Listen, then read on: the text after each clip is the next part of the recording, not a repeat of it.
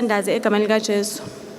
Baba egameni likaJesu waseNazaretha, as this program is about to start, Baba siyakhuleka kuwe, makube intando yakho kwenzeke okufiswa nguwe. Baba wethu ongcwele, we praying for wisdom. We praying, Heavenly Father, ukuthi uNkulunkulu engcwele every information ezokhulunywa kule ndawo, Baba wethu ongcwele mayisebenze kithi, mayisize. uNkulunkulu wethu onamandla, namanje kuseni sikunikeza udumo, izibongo zonke ezinye zakho, ubukhosi bungobakho, ngaphandle kwakho kungenzeke lutho. uNkulunkulu wethu ongcwele, ingakho uthe asikubekele konke uNkulunkulu wethu onamandla, ngoba wazile ukuthi uNkulunkulu engcwele ngaphandle kwakho akungenzeke lutho. Baba wethu onamandla, namanje uNkulunkulu wethu ongcwele, this program sikhuleka ukuthi ibe impumelelo. uNkulunkulu wethu ongcwele, zibonakalise Baba wethu onamandla. Take your glory and your honor. We thank you, Jesus. Amen.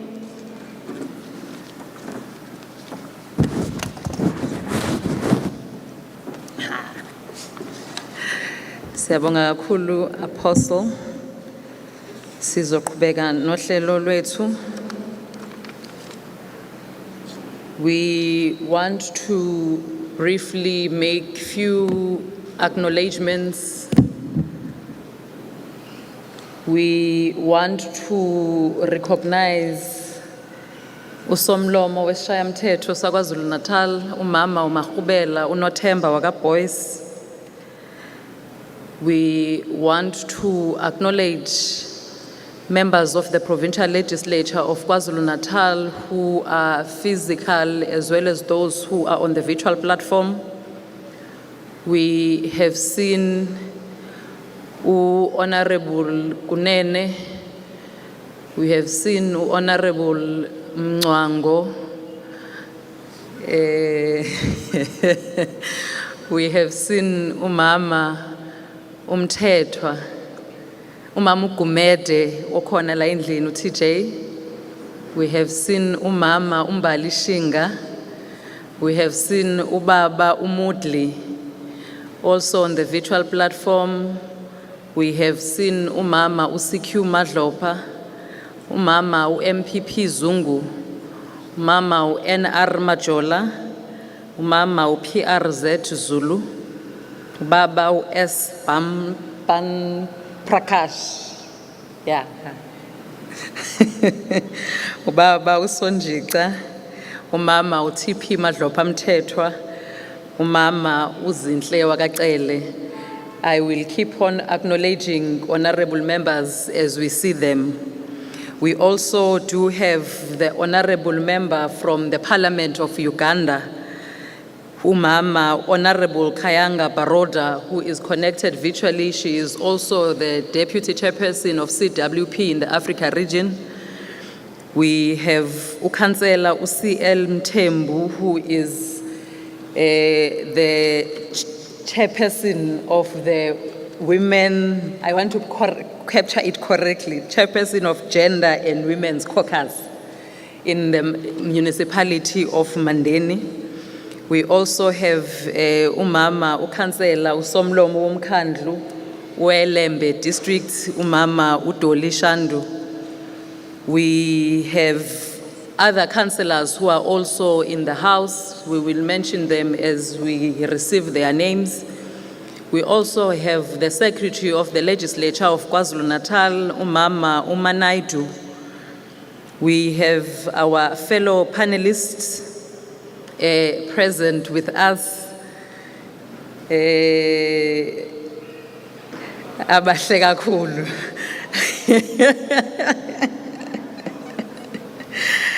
We do have Miss N. Dlamini, the Chairperson of the South African Youth Council in Ilembe. Miss N. Mazibu, Miss Mazibuko, who is the Chairperson of the Youth Council in Mandeni. We also have institutions of higher learning represented by the Student Representative Councils and convex members. We have the academia with us. We have young professionals, business forums, the religious sector, in the media and telecommunication. We also have young people in the arts. We have youth formations. We also have young people who are from within the Mandeni local municipality. We have also been joined by Umhlonishwa, Ubaba, Uchiliza. Briefly, those are the acknowledgements that we wanted to officially make. As we have indicated, the name is Vuyiswa Kaluza Sanbonan. Ninjan. Nazenabash. Without wasting time, sicela ukuthi udadewethu uKhansela uMthembu azosinika ama remarks on behalf of the municipality wase Mandeni. Councillor Umvelasi.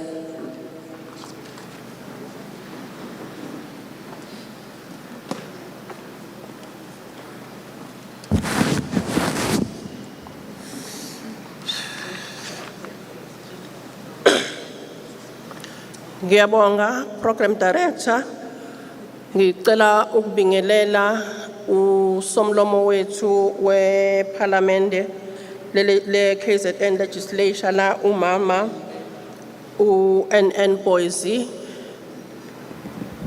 Ngibingelele bonke abakhona. Ngiyaxolisa ukuthi ngeke ngikwazi ukunibiza ngamunye njengalokhu Program Director kade enimemezela. Ngicela ukuthi all protocol observe.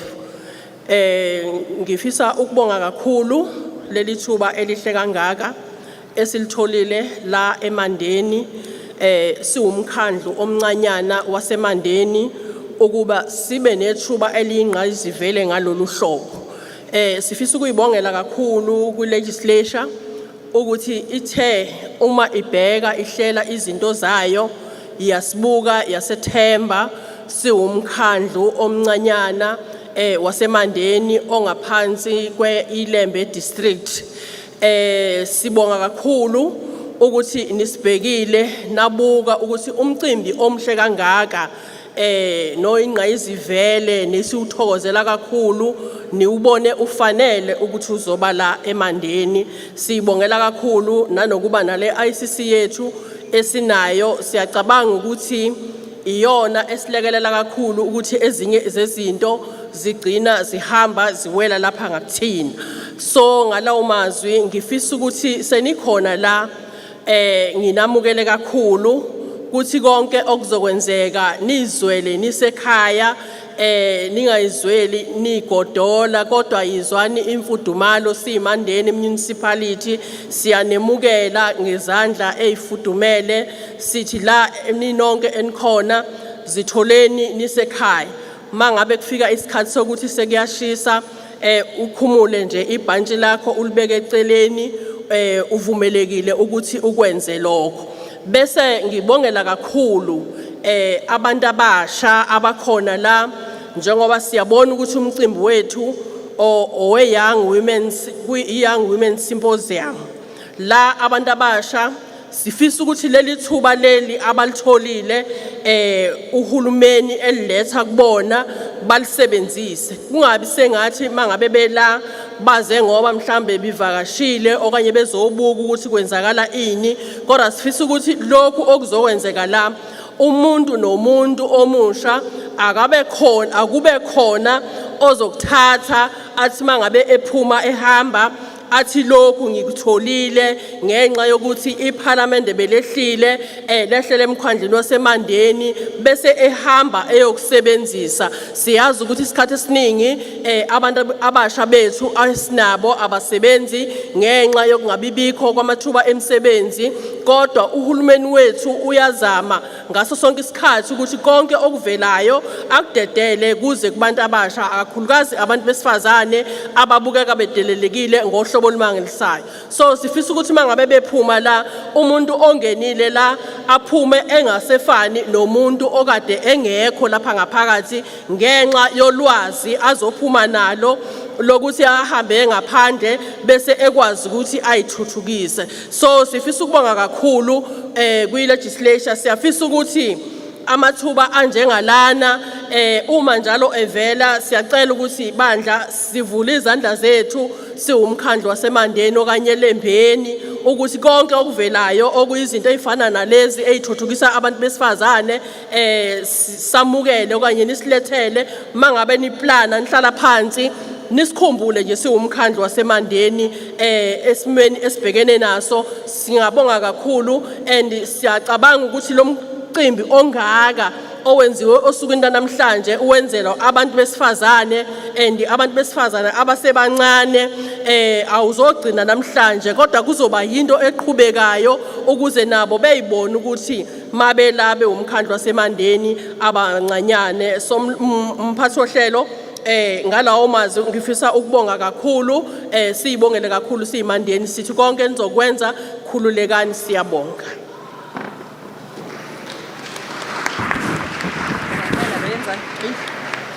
Siyabonga kakhulu Councillor Umthembu. Now that we have received a warm welcome from the local municipality, ngiyacabanga ke ukuthi sesingakhuleka nezandla nishaye kangconywana. Thank you.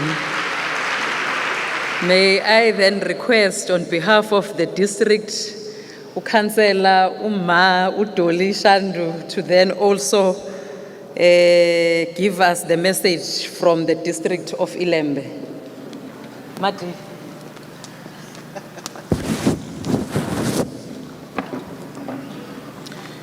Thank you very much, Program Director. Angibonge kakhulu ithuba osinika lona as Ilembe District ukuthi sibe khona esikushoyo. Greetings to usomlomo weParliament lakithi KwaZulu Natal nama members onke akhona legislature ya KwaZulu Natal. Ngibingelele uKhansela gender abuye abe women's caucus emandeni. Ngwabonile namakhansela akhona ngibonile mama uMdungu oyiESCO member yase Mandeni local municipality namanye ke ngakawaboni ngiyawabingelela. Nginibingelela nonke ke enenzela umcimbi waba impumelelo enishayile ihlomo naze nabahle. Okwami kuzoba kancane ke mphathi ohlelo ngenxa yesikhathi kodwa ngifuna ukuthi kini why I'm saying naze nabahle. Umuntu akakaguge nobuhle bakhe. Ngizwakela. Umuntu akakaguge nobuhle njengami. Angithi angibona mina. Ngina 50 ntontoni. Kodwa kufanele ngiyiphathe ngalendlela yokuthi ngisemusha because angijahanga izinto ongezona ngesikhathi ongesona. Inkinga yenu bantu abami nijaha izinto ongezona ngesikhathi ongesona. Ufica umuntu usevele nje angithi ma uthanda wena ukuzenza nje isalukazi uvela ube isalukazi.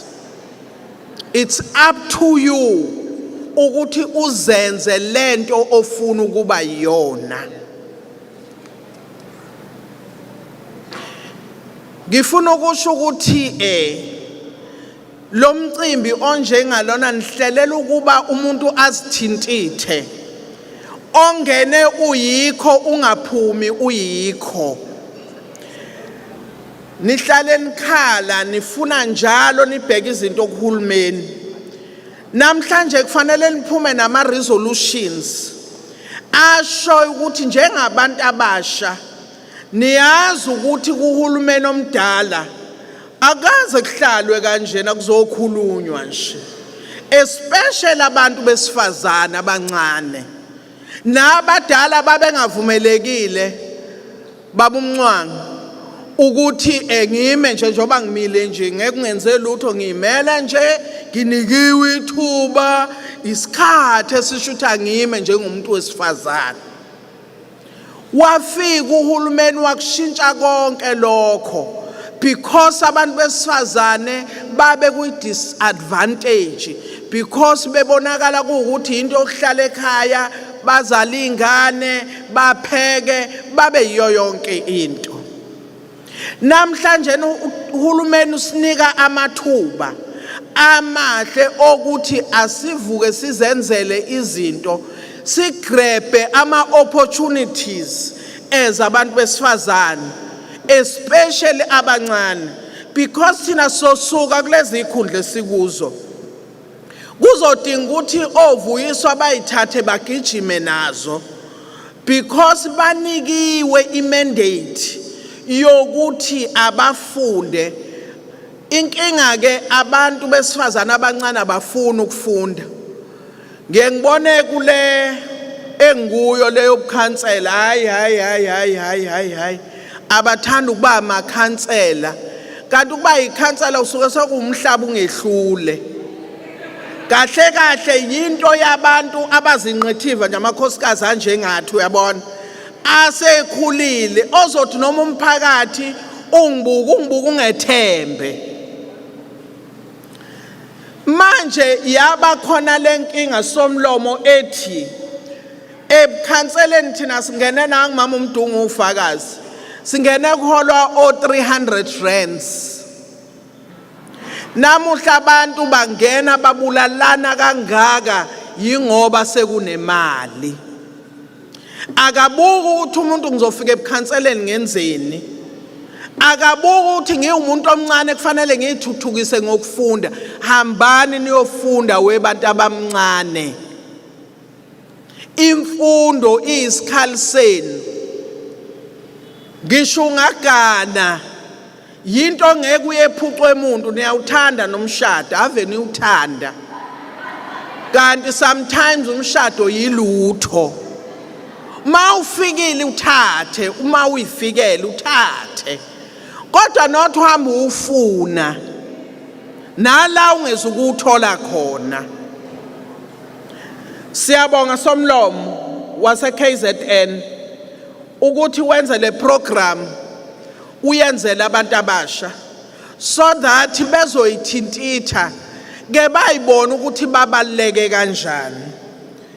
Kufinina ave ni unique ave ni nenhlanhla konke lokhu okwenzekile kuumusa hayi ngoba ni lapha ngoba nibahle kodwa kuumusa.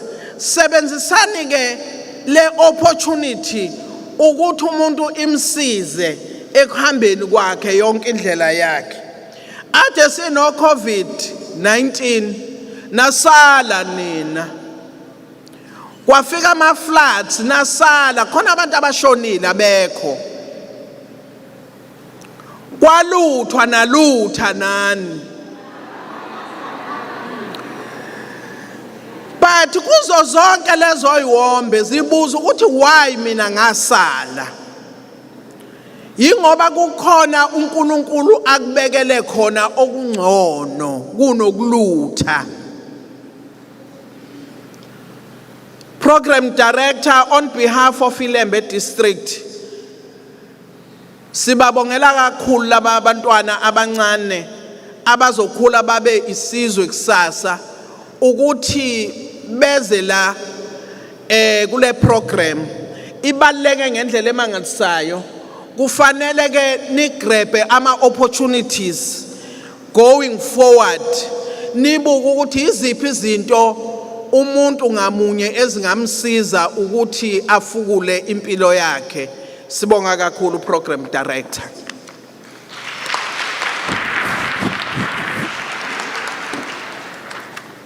Thank you very much, Madi, Councillor Ushandu.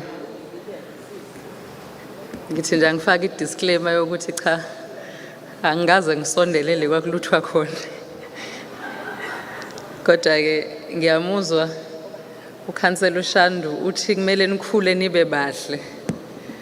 Sengithi angifake nami Councillor Ushandu ukuthi bakhule banciphe nje iminyaka njengami. inciphi iminyaka njengami nje. Sengimile lapha kwara 240 angidluli.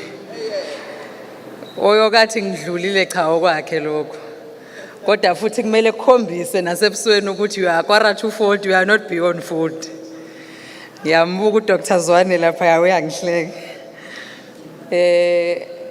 Colleagues, we want to now request, before we call the next speaker, we have seen Honorable Dr. Kika, who has also joined us, Ms. Harrix, Tatewethu, Unomvovo Mpiga, who has also joined us. May we then,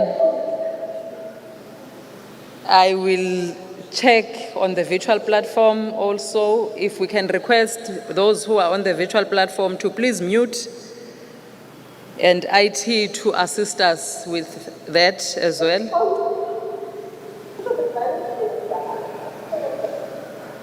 Thank you.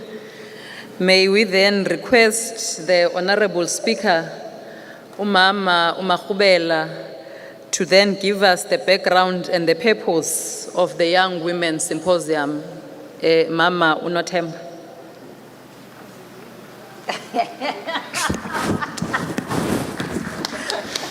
I am going to support you, Mama. Program Director, Honorable Aluza, the Deputy Chief Whip and the Chairperson of our chapter of CWP, Honorable Baroda, the Vice Chairperson of CWP Africa Region, who is also following the recent CPC, the Acting Chairperson, a member of the Parliament of Uganda, a young person below 34 years, leading all women parliamentarians in the continent. The members of the Executive Council of KwaZulu Natal that are with us, the members of the Provincial Legislature that are with us, the Chairperson of the Women's Caucus, Honorable Madlopa, party whips and party leaders to the KwaZulu Natal Legislature, the Speaker of Ilembe District, the Chairperson of the Women's Caucus of Ilembe, young women from political parties, youth formations, NGOs, academia, professional bodies, business, the administration of the KwaZulu Natal Legislature led by Ms. Nerusha Naidu, guests both here and on the virtual platform, Ndiani Bulisa. Honorable members and delegates to this second symposium, we are gathering here today only for young women, not younger women, young women. According to the Constitution of the Republic of South Africa, for you to be determined to be young, you must be 35 and below, not above 35. Honorable Herrix, Honorable Aluza, Honorable MEC Mapena, you are all younger women, not young women. Today we are about young women. I thought I must emphasize that. We are gathering here today We are gathering here today 3 years post our inaugural Young Women's Symposium that was held in 2019 at the Olive Convention Center in the eThekwini Metro. We are gathered to speak as a legislature about the effects, where we were gathered in 2019 to speak as the legislature about the effects of the inequality that exists in South Africa on young women. In that gathering, we spoke and young women made a call that I had since adopted. I want you to know that when I speak of women unity in the province of KwaZulu Natal, it is what I was tasked by the young women in 2019. That women must be united. Young women must be united. Not united to be stagnant in their lives, but united to progress. Because it is only through the progress of the youth, especially the young women, that our country can truly be developed. We responded to that call by promising you that in 2020 and years that were coming, we will hold annual symposiums of young women so that we can assess how far have we gone. We could not, because in March 2020, the advent of COVID-19 hit South Africa, and the province that was the first to record such a case was KwaZulu Natal. From that day, the lives of everybody, not only in KwaZulu Natal, but in South Africa, and the lives of the world were changed forever. 2 years later, we are meeting here today, but our lives are still continuing to be impacted by COVID-19 that were recorded on the 5th of March, 2020 in our province. A new world order has been imposed upon us. This imposition did not wait or ask us about our readiness as the world governments and communities, but it just called upon us to either continue with our lives or we perish. The continuation of our lives was done on virtual means, which made us to be unable to meet in the past 2 years, young women. Not because you did not matter, but because we were still learning to adjust ourselves to the new environment. And this year, we felt that we must come together and meet. The initial plan, as some of you may know, was that we were going to close the Women's Month by coming to Mandeni. The initial programmed date was the 31st of August, 2022. But that date coincided with by-elections in various wards in the province. And we could not, because the legislature is made up of members who are coming from political parties and who have a responsibility to lead their parties in the by-election program, to ensure that services are never stopped coming to us, but they continue. Whilst we were not meeting, the new order has created isolated citizens and families. It changed communities to strangers, as well as families became strangers to each other because we were unable to have our gatherings. But importantly, most citizens and young people lost their means of income. This then meant that statistically the unemployment rate grew in South Africa. But when you break it down, you have to see that the majority of those unemployed people are young people. Then you further look into it, you would find that they are mostly women and they are from rural areas. Kusho ukuthi ukuhlupheka komuntu osendaweni zasemakhaya kuya kwenyukela. ngoba nalawo mathuba amancane ebekade ekhona ebesevalelekile kuyena ngenxa yokuthi izwe lixhumana kwezobuxhakaxhaka. Uthola ukuthi uma ngikwamaphumulo nginey'ndawo lapho ingekhoyo i-connectivity, so nebe kuyibhizinisi lami lizo-affecteka. Uma ngisey'ndaweni ezithile emandeni iyanqamuka i-connectivity.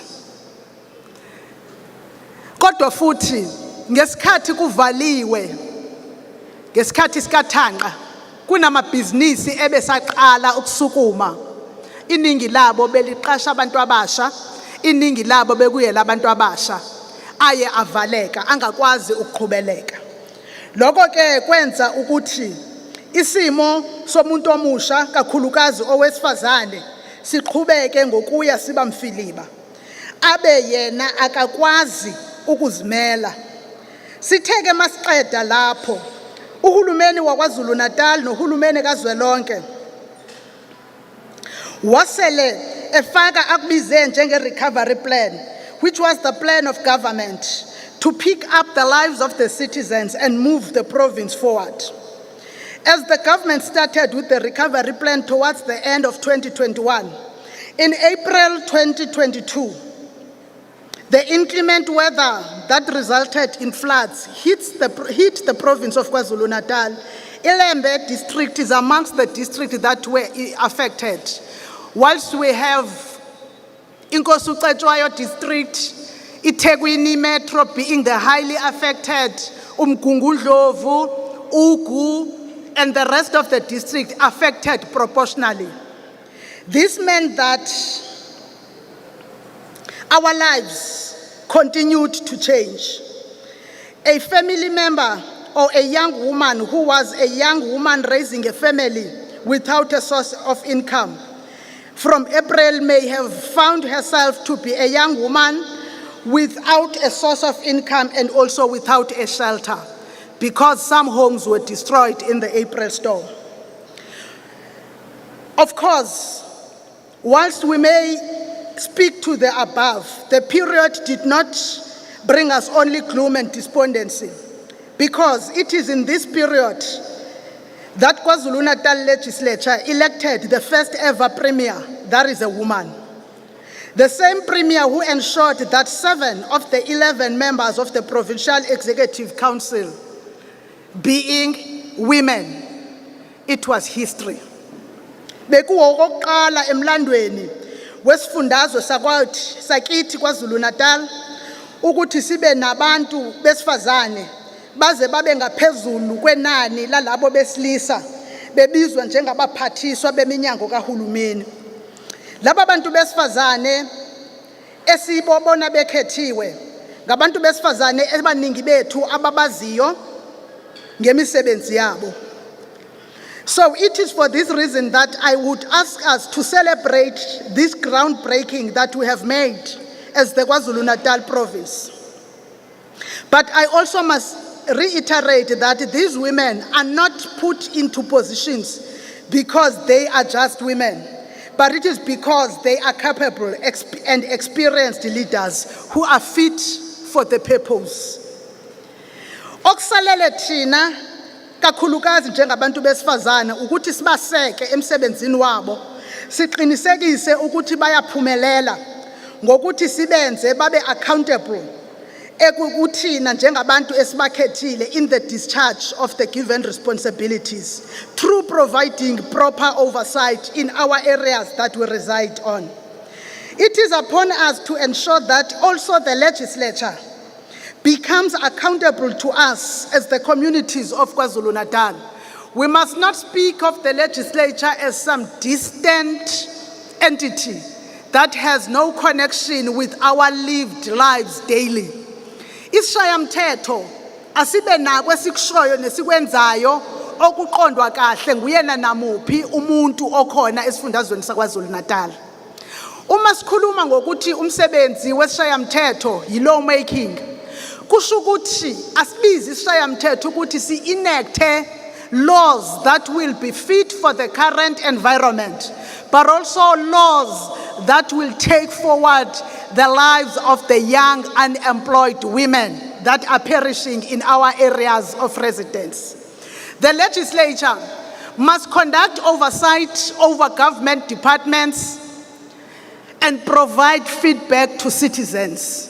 Be a legislature that is not only an activist in terms of their vision, but that is an activist in the way they do things. It is for this reason then that in this week we have members that were sent throughout the province to do functionality and monitor the functionality of health institutions, especially clinics, because if we do not speak about reproductive health at the primary health level, young women will perish because they have to travel long distances to get the most basic of health assistance. Primary health care facilities that are put in our communities need to develop an attitude that is welcoming and encouraging abantu abasha besifazane ukuthi uma ngifuna ukuzokhuluma ngodaba lwami lokuhlela umndeni ngikhuluma nonesi noma nodokotela ongazungibuka njengengane kepha ozongibuka njengowesifazane okwaziyo ukuhlela impilo yakhe. Sikhulume ngokuthi when we go to these primary healthcare facilities, ngingowesifazane noma ngingowesilisa kodwa ngiwuzazi njengomuntu othandana nobulili bunye, ngingafiki ngehlulelwe, ngithi mangifika lapho kuthiwe hamba olanda indoda yakho ngiyalinganisa. Uma ngiza nomunye wesifazane kube ngokungathi sengonile kepha umthethosisekelo ungivumela. Sifisa ukuthi i-primary healthcare yazi ukuthi kunabantu abasha ngezimo zokungaqasheki abazithola sebesebenza umsebenzi phecelezi obizwa ngokuthi badayisa ngocansi uma sibakhuluma ngendlela engalungile, kodwa siye sithi badayisa ngemizimba yabo ngendlela engalungile, which is not the case. When befika bezofuna okokuzikhusela siqale sithola ukwehluleleka lapho. We want healthcare facilities to not only listen to the talk of MEC Simelane, but to also walk the talk of the MEC in ensuring that there is non-discrimination in the provision of services, especially to the youth, particularly in this instance, the young women of our province. It is also for this reason that we are also gathered here today under the theme, Understanding the Impact of COVID-19 on Young Women. To hear from you, young women, how your lives have been impacted by COVID-19, so that when we look in the different portfolio committees at the recovery plans and reports of government departments, we are able to say the young women of these provinces have said that this has not been done, and how do we take it forward? We have put in place a panel of young women that will be allowing yourself, facilitating to you a program that is going to ensure that you speak freely. Be not afraid of judgment. These members of the provincial legislature are the people that you sent. These are your servants, are the people that work for you. And when you raise your issues, be genuine and be forthright, including how these members, including myself, are servicing their parliamentary constituency offices. Because parliamentary constituency offices are made so that the legislature and the parliament can be closer to your community. We have made a panel of young women. I must first apologize on the changes. Miss Jacinta Zinhle Ngobese, ongumsakazi owaziwayo, obezoba inxalenye akasazukwazi ngenxa yokuthi kube nomkhuhlane emndenini.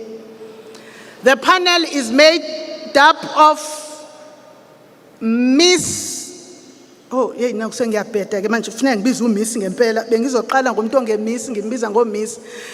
I must start this side. Miss Zama Mncube, who is a leader of the convocation of the Durban University of Technology. Ngithi mangibheka umncango mangikhuluma ngeconvocation yase-DUT. Miss Zama Mncube, who has also been a student leader at the time that she was a student, but is now a leader in the convocation.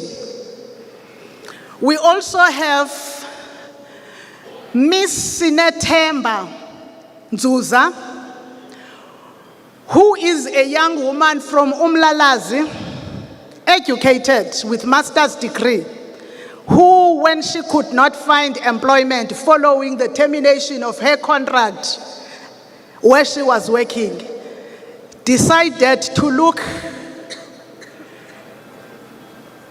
at her father's land and lived the scripture ethi ziningi izindlu ekhaya likababa.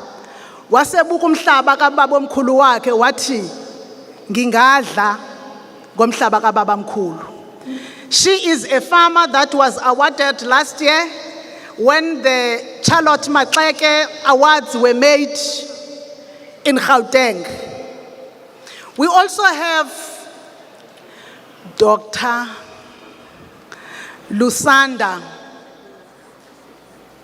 Usapo Lisakanya Zwane, a young doctor from Queen Nandi Hospital in Umhlatuze, who is not only a doctor, but is a gender activist, a strong proponent of reproductive health, women's rights and equality of all beyond sexuality. Is going to be facilitated by a facilitator that I am leaving to the program director to introduce. There is Miss Zimasa Matiwane. Bengituzovela, Miss Matiwane is on the virtual platform. Miss Zimasa Matiwane, who is a journalist and also an author, a strong African woman within the media space and also in the public discourse when it comes to issues that need the development of the young people and of women in general. And lastly, we chose that we also include a parliamentarian. Our intention was to have 2 parliamentarians. Honorable Mkhatshwa, Nompendulo Mkhatshwa, who is the chairperson of the Portfolio Committee in the National Assembly on Higher Education, but who is now, unfortunately, following us moving the date, is attending a study tour with the National Parliament abroad. But now we have the second one available, Ngithe. She is not just youth, Mwango, Naweshinga. She is, I said earlier, is younger than 34. She is even younger than 31. Is leading women parliamentarians in the region. She is a young woman who, whenever it is possible for her, she strives for the progress and development of women, which is why we have elected her to be the vice chairperson of the Commonwealth Women Parliamentarians in the region. Is a member of the Parliament of Uganda, Honorable Barota will also be joining us virtually. These are just panelists that will be facilitated by the surprise facilitator, who is also, I must say, a gender activist. They have to share their experiences in their various fields. But it is upon all of you, njengabantu besifazana abasha, ukusichazela ngawena ama experiences. Importantly, let us not mourn. Let us mobilize ourselves. The first step will be you telling us what needs to be done to change izolo lenu lingafani ukuze ikusasa lenu lingafani nenamhlanje nezolo lenu. Lokho ke sikunikezela kunina abantu abasha. But before I sit down, Program Director, I want to request with all due respect, all men that are present to stand.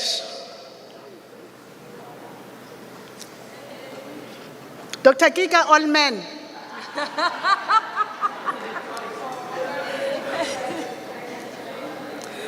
Cameramen, all men.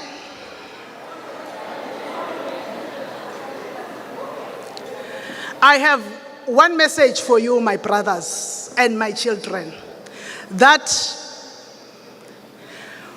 for us as lawmakers to change the gender perspective in our country, we need men like you, both here and on the virtual platform, who are advocates of women equality, but who do not only say that, but who also practice it in your area of scope. When we live here today, whether you are behind the lens, you are Inyangayami, a herbalist, you are a parliamentarian, you are a DJ, you are a technician, you are working for the legislature in the various sections, you are with the catering. You go and ensure that women's rights are treated equally with all human rights. That is the only request that I have. Then we will win this battle that we are with. Thank you. Siyabonga kakhulu ukuthi nibe nathi, kodwa ke ukhona ozobonga. May the battle of ideas prevail here today.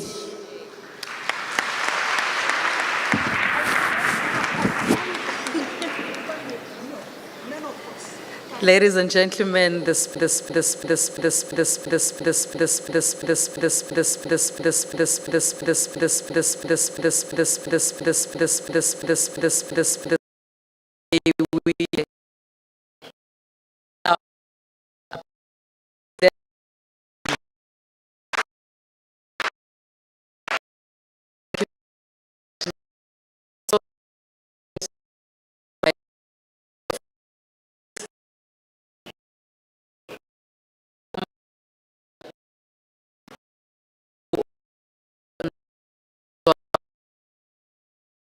Point Ombela, umhlonishwa u-TV Xulu, 2 ways, who have joined honorable members who are part of this session. We are going to be making few changes on the table. We are going to request the table in front to please take a seat in the table in front of me. Ngoba sesizosetaphela our panelists. But whilst that happens, ngizocela ukuthi singanyakazi la sihleli khona ngoba usomlomo kukhona okuncane afisa ukunipha kona, kodwa ukuze kwenzeke kuzokwenzeka ngendlela ene order, ngoba ke kuncane manje masizomuva kuzosuke kushode. Siyazi ke ukuthi legislature ayinamali, so we will request ukuthi where we are seated, the colleagues from the legislature will hand over the gifts from the speaker.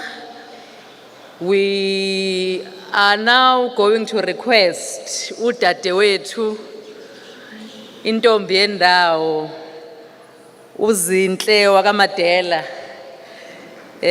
intombi yesigodi to render an item esicabangayo ukuthi ke nizoyinwabela. Ladies and gentlemen, we welcome Zinhle Madela. Thank you.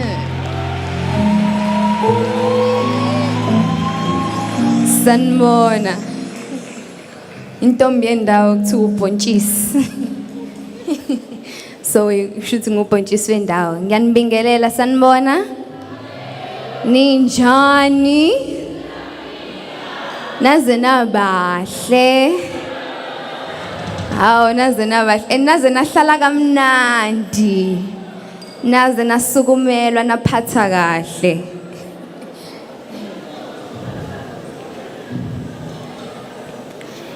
We'll do just songs for you. Ngangise mnyameni ngingaboni nalo mnyango wabaleka insuku ngikhangela indlela yokuphuma wenzekisma ngamaphupha fezeka wavele walunga yonke into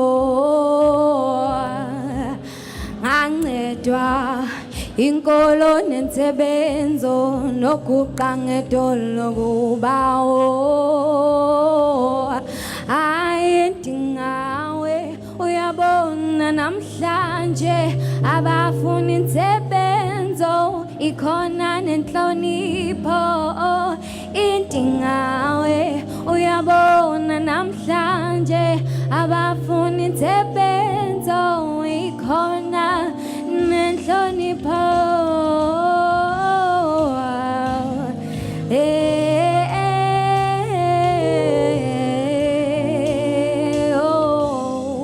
bengibingelela nje ngaleyo ngoma. Khona ingoma enye engiyithandayo before nginiculele nje ingoma engibizelwe yona ithi engibona ngathi nje into sonke sifisayo ayifisa ukuba nemali eningi wallet yami iqumbe ikhanda lami lisule angifuni ukudla inyama eningi ngikhohlwa madumbe ngiyeko sentini ngifisa ukuba nemali eningi wallet yami iqumbe khanda lisule ngifisa ukuba nemali eningi ngikhohlwa madumbe awungibe nemali ngifuna ukuba nemali nemali nemali nemali eningi angifuna ukuba nemali nemali nemali eningi angifuna ukuba nemali nemali nemali eningi angifuna ukuba nemali nemali nemali eningi funa ukuba nemali ngishintshe izinto ekhaya impilo ibe ngcono ngiphakamise phakathi wangakithi ngifuna impilo ibe ngcono ngifuna ukwakha umuzi ngakhela umama umuzi omkhulu benemali eningi ngifuna ukuhamba ngemoto ngiqoye kamnandi nginuke kamnandi fisa ukuba nemali eningi wallet yami iqumbe khanda lami lisule funa ukuba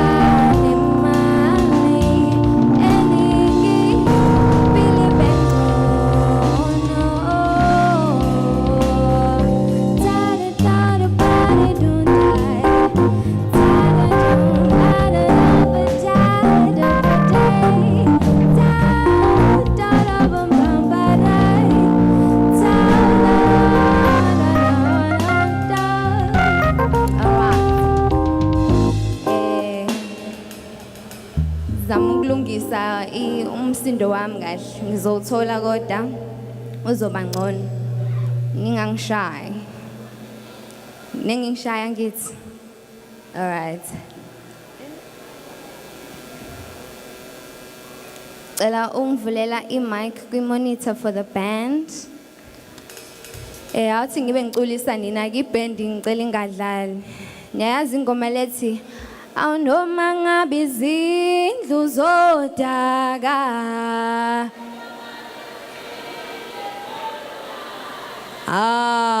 ngihlezi ngisho ukuthi ningadidwa amawivu amabhinqa ave ecashile kumawivu yabona nje usisi lo memezayo uphosh kanjani ngisaqhubeke just like noma yebo vuka khuphuka lapho khuphuka awunoma ngabe izindlu zodaka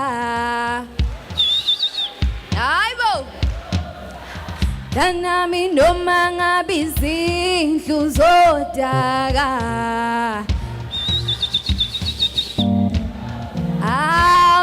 akusekhaya la danami kusekhaya la hayibo engithi noma ngabe izindlu zodaka danami noma ngabe izindlu zodaka anginiboni kodwa engithi noma ngabe izindlu zodaka hayibo awukusekhaya la danami kusekhaya la noma ngabe izindlu engithi noma ngabe izindlu zodaka danami noma ngabe izindlu zodaka hayibo hayi awukusekhaya la danami kusekhaya la hayibo noma ngabe izindlu ngithi nizosondela ngibiza wena Biza wena waza lazofaka amateki mina ngifaka igqomoza woza hayibo noma ngabe hayibo engithi noma ngabe izindlu zodaka hayi woza wena hayi engithi noma ngabe izindlu zodaka woza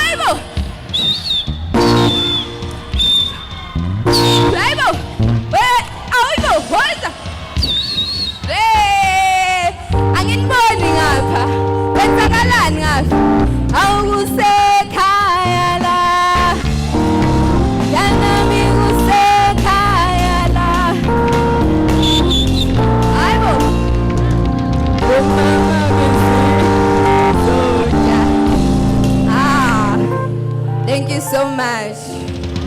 Abengishilo ukuthi lana ungabathembi labo sisi laba. Ngayitshela ukuthi yabazi, uthi umuntu uyamazi. nansi awumazi. Ngicela ningangishayi ma ngoba yabo washeshe wabaleka lo bhuti lo. Namhlanje ukhona la. And ngambona eRichmond. Manje abadansi ke kubo. So ngizomculela. Kulungile. All right. Ay mangashawanga nje. Umathandana wami lona. Awubambe ingane zami lona. Hey, awumathandana wami lona. Awubambe ingane zami lona. I-ATM yami lena. Nangebaleka futhi. Hayi. You can't run this time.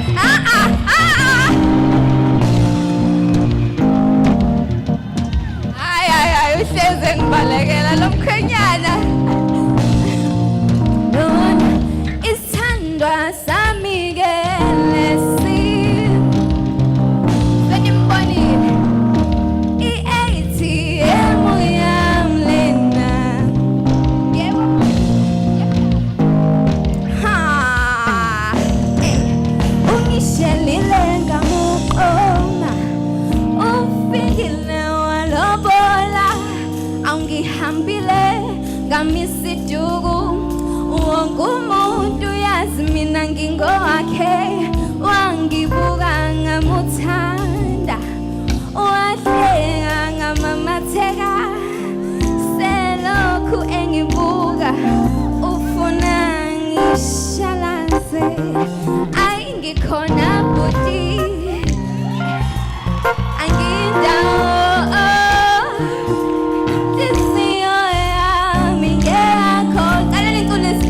Ey, umathandana wami lona. Ubambe ingane zami lona. Ey, i-black card yami lena. Thank you. Umswapheni wami lona. Anibambe. Cala nisi. Umathandana wami lona. Awubambe ingane zami lona. Duhlu nsizwa. Umathandana wami lona. Awunongena basket yangena emakethe. Awunoma ungagqoka okubomvu kodwa ngiyazi awuyona i-EFF. Umathandana wami lona. Awubambe ingane zami lona. Isithandwa sami ke lesi. Umathandana wami lona. Sengiyadela phela. Dela. Sengiyadela phela. Dela.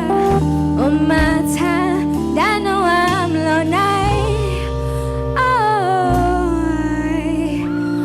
Ubambe ingane zami lona. Hello. Ngiyabonga kakhulu. Thank you so much.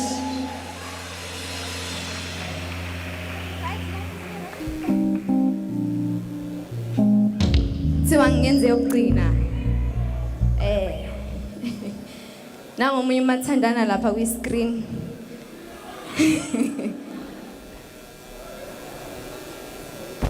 Asibe happy mntwami. Asibe happy. Sibe munye. Asibe happy mntwami.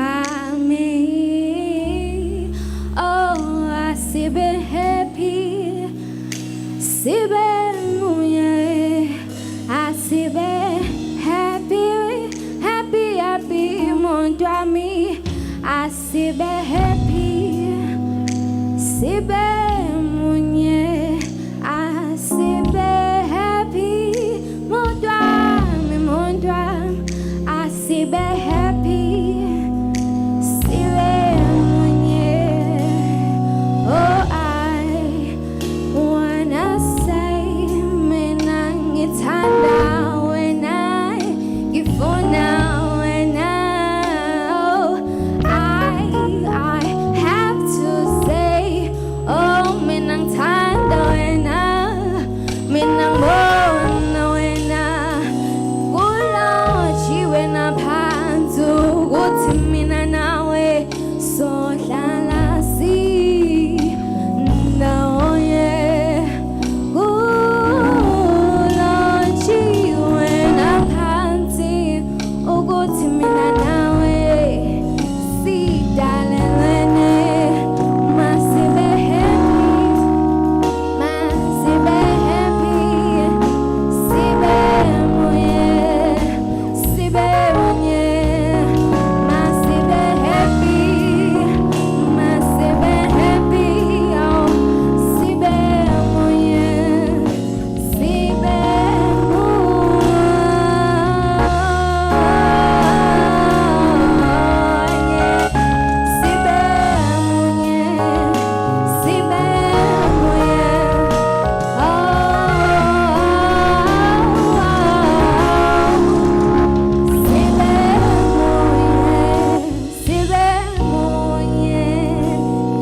cool. Thank you so much.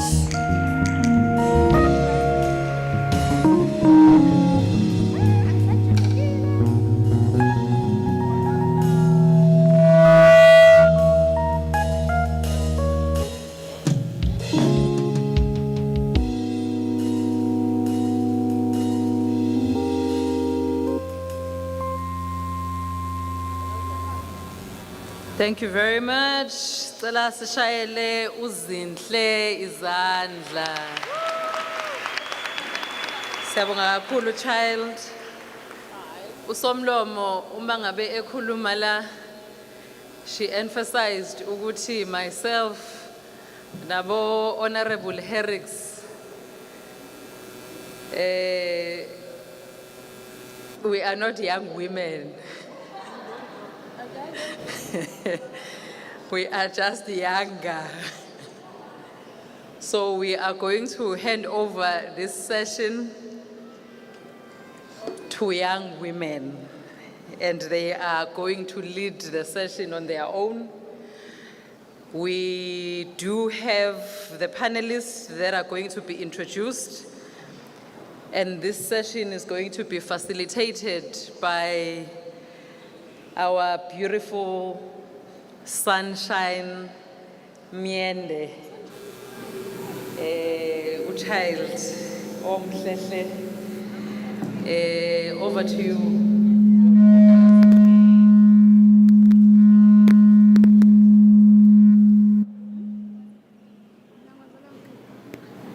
I don't know if I'm audible. Okay, it seems like I'm audible. Greetings to the Honorable Speaker, Antinte. I don't know if I'm audible. I think I am. Greetings to all the honorable members in the House as led by the Speaker. Antinte, Tina, the young generation call the Speaker Antinte. So, nizongixolela from time to time if I'm going to be calling her that. And greetings to all councillors in the House, and greetings to all young women from civil society, political organizations. I see leadership sitting over there, that side, Yabingele Lambogoto. I see different representatives from different political parties in the House, Ngiyanibingelela, as indicated by Usis Fuyiswa, Ikamalam Sunshine Minenhla Miende, Iqhamuka South Coast, endaweni yaseMzindo. But maybe before we begin our session, I would like us to stand up and sing a song so that we set the tone for this panel discussion. I saw Oyena somewhere there. Do we have a roving mic? Can you assist me with a roving mic to that table, please? Oyena knows the song that she's going to start.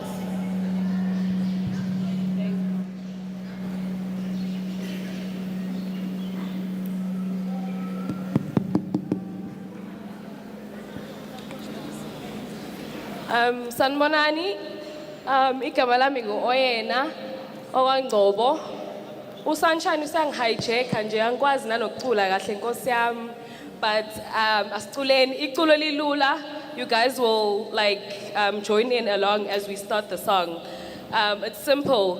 Lithi Bokoto wenuna mandla wenuna mandla wenuna mandla Bokoto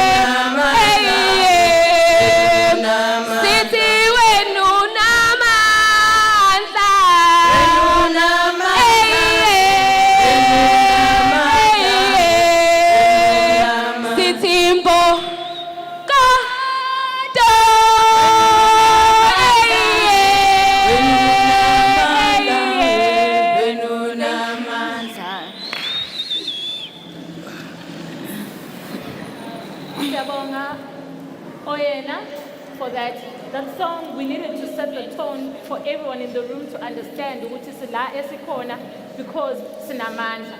This is a song that was started by young women back in the days during the FISMA fall.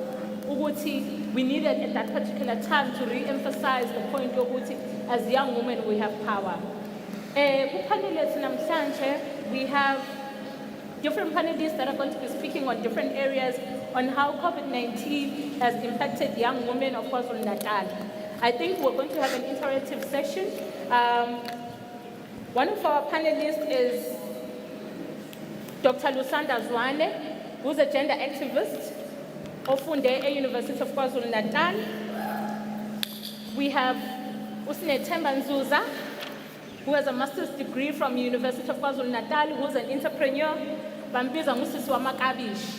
Bazokwazi ukuchaza kahle amakabishi akhe namhlanje. We also have President Zamamncube, who's the former president of DUT, who's the current president of DUT Convocation, who's also going to be speaking on the academic aspect of COVID-19. Our first speaker is going to be Honorable Kayanga Baronda from the Parliament of Uganda, who's going to be joining us virtually.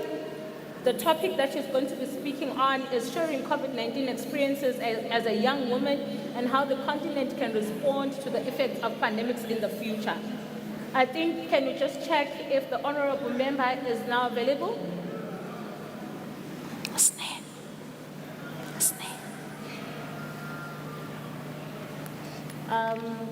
IT, is she ready? Honorable Baronda.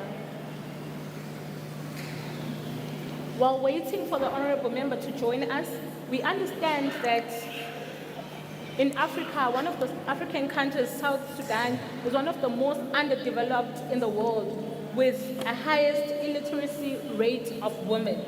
So this particular presenter is going to tell us how COVID-19 made this particular scenario worse.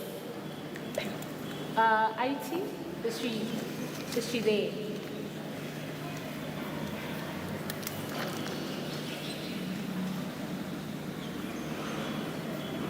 There we go. Oops. Okay, while we're trying to sort that out, I'm going to take Dr. Lusanda Zwane for her to tell us the lived experiences of dealing with the deadly virus as a young female doctor. How has been your experience, Dr. Lusanda? And maybe if you can also tell us, because as in during COVID-19 was the fact that young women could not access services such as abortion services. I need to it's our fundamental right to access abortion services. So Imenanjan was a priority of government, more focused on COVID-19, where our rights as young women during that particular time infringed on or what happened. I'll hand over at this point to Dr. Lusanda Zwane. Tell us some Dr. Lusanda Zwane. Ngiyabonga kakhulu. Igama lami nguLusando Sapho ngowakwaZwane Sibongo. I'd like to first appreciate the invite from the legislature. As Antinte was speaking, it reminded me just how full circle and how fast time flies, considering that I sat on the panel of the very first symposium, and 3 years later again, it's an honor to be invited back. Today I've been given the task to speak about the impact that COVID-19 has had on our lives as healthcare workers in particular. I tend to misbehave when given a topic, and partly because I believe that particularly with public healthcare services, we are an extension of government, and the work that we do is for community services. And as a result, I more focused on, and I think your question probes that very well, focused on the effects of COVID-19 on the communities that we serve, and what are the impacts and the barriers that have been to the communities that we serve.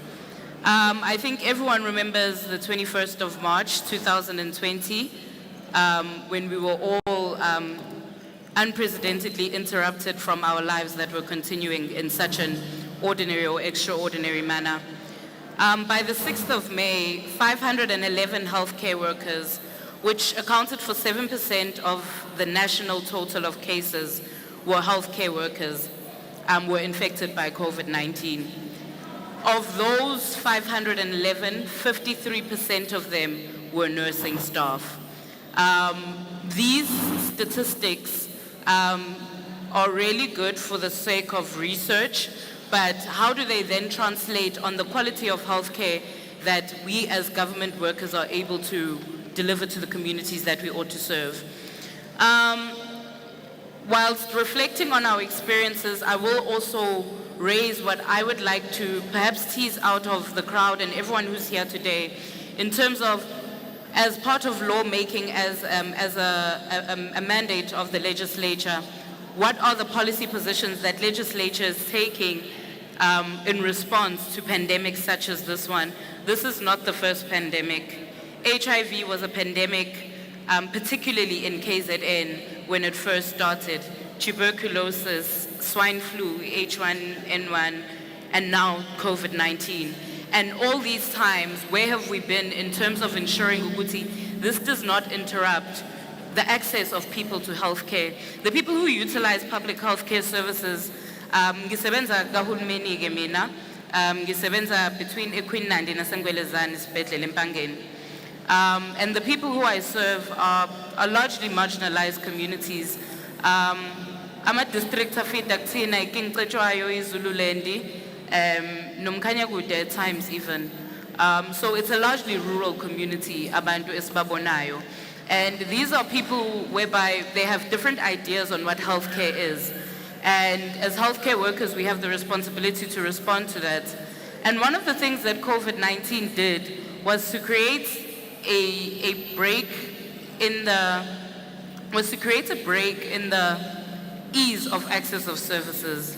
Already kunzima for ingane efunda iskole ukuthi iphume eskoleni ihambe iyopreventa, not just because of the societal perceptions around ukuthi mayifike eficulusanda ezomtshela ukuthi she engages in sex and now she wants to have safe sex, but also equally just because of the fact that the distance, the times that our clinics open, it's no longer available for them to be able to access ama-means okwenza lezinto ezithinta bona njengabantu besifazane, particularly abancane.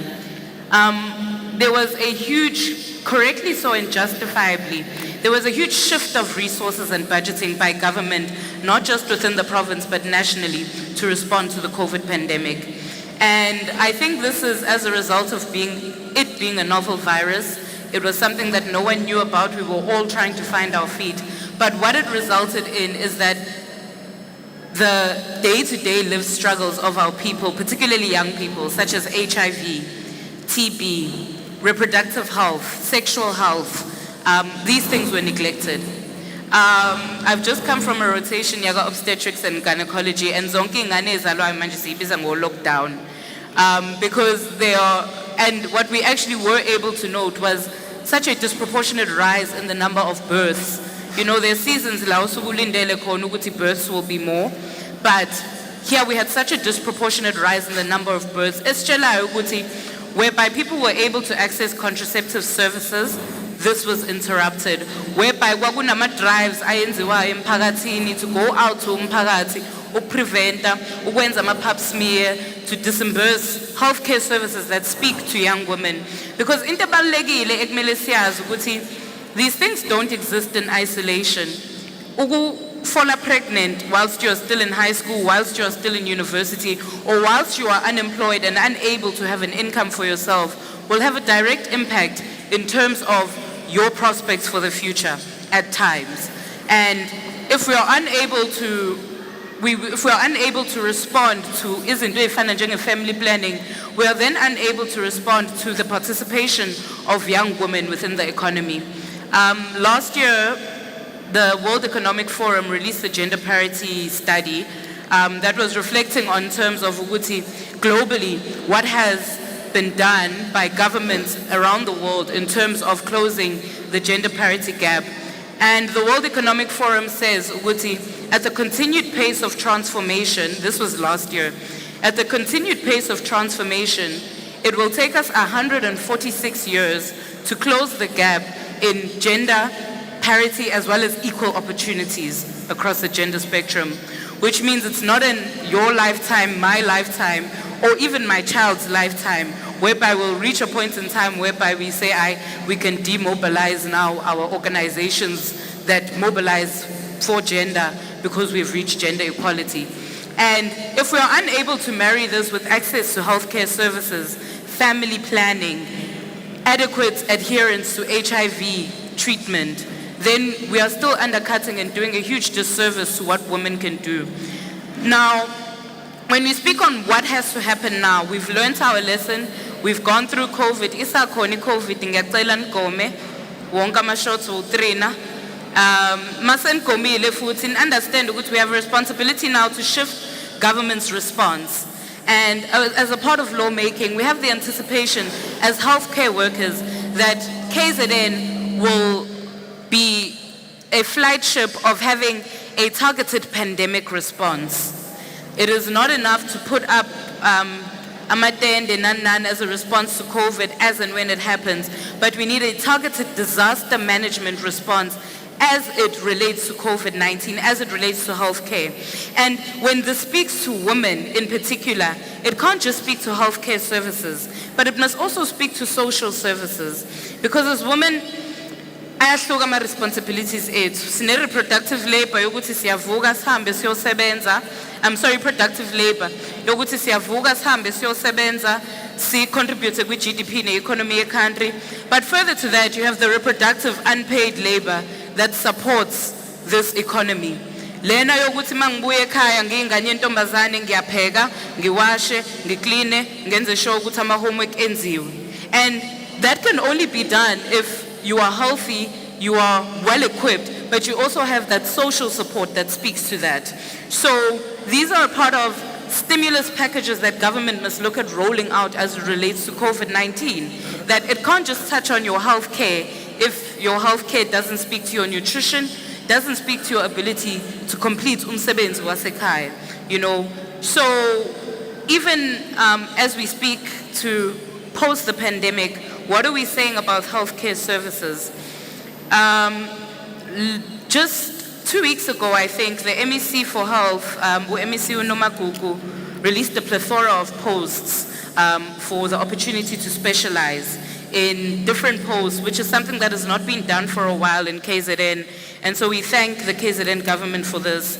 But another thing that I think then lacks is that because we don't have a department for higher education here, we tend to not link the changes that happen in healthcare with science and innovation.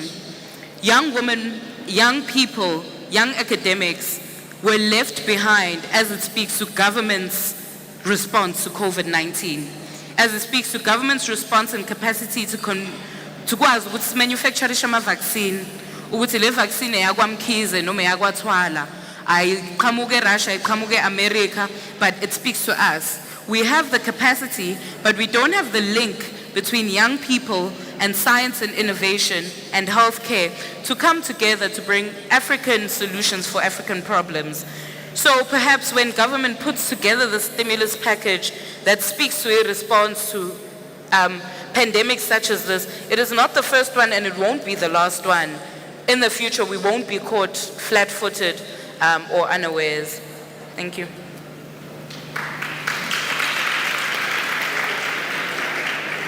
Sana nimphinde ngezandla uDr. Lusanda. Thank you very much, Dr. Lusanda, for that input. Your activism, particularly your gender activism, isinikeze udokotela ongabheki kuphela ukuthi siyajoveka, but obheka nanokuthi abantu besifazane sinakekeleka kangakanani, ithini accessibility yethu to government healthcare system. Can I please check Honorable Baroda again? IT? No. Okay, cool. We're going to proceed to our next speaker, Siswa Makabishi, bambiza kanjalo lapha ku Facebook. Ukuthi uSiswa Makabishi. uSnethemba Nzuza. She has a master's degree from University of KwaZulu Natal. She's an entrepreneur. She's going to be telling us how COVID-19 has affected women entrepreneurs and lessons learned. But for me, it's also an opportunity for us to speak about how the recent floods also affected young women entrepreneurs, including the looting. Let's say, for example, Miss Snethemba Nzuza kade ne-farm yakhe, and during looting yaluthe. So how has that affected you, and how does government then prevent izinto ezinkanjalo going forward? Ms. Snethemba Nzuza, over to you. Thank you so much. Ngibonge Sunshine, fellow Amanda. Ayeye mntomusha ayeye. Ayeye bantu abasha abakhulile ayeye. Thank you, Sunshine Program Director, Ngibingelele, Honorable Speaker, and all other honorable members of the KZN Legislature. Njengoba Program Director esengichazile unqobile Snethemba Makabishi Nzuza, hailing from Eshowe, Umlalazi Municipality.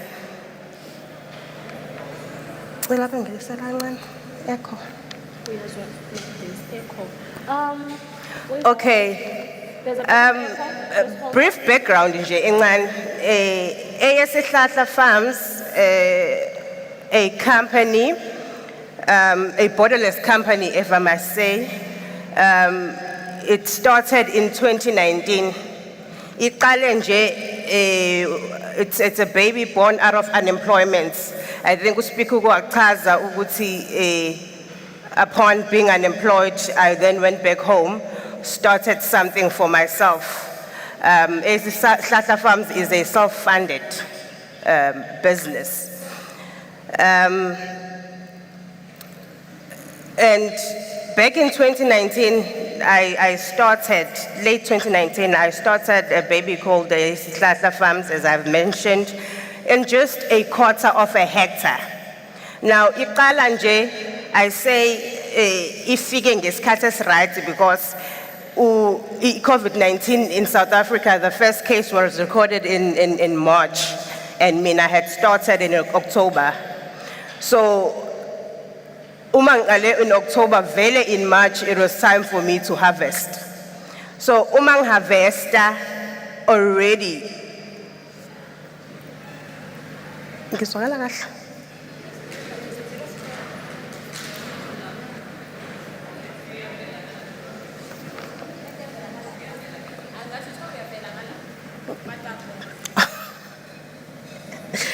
So, for me, the COVID-19 pandemic and subsequently the support that I received was a validation that I needed to continue with the work that I had started.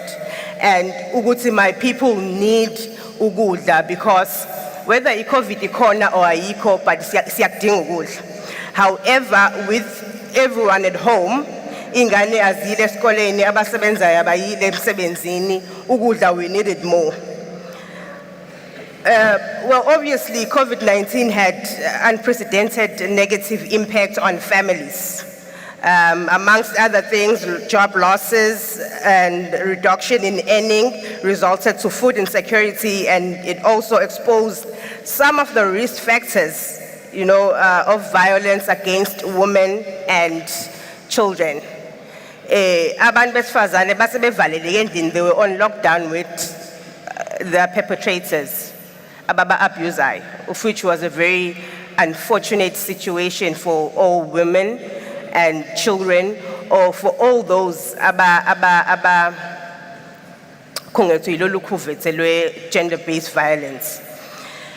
However, speaking from the lenses of an emerging farmer or an entrepreneur, the COVID-19 outbreak, along with the regulations and restrictions, had detrimental effects on businesses, whether it is farming or media or entertainment.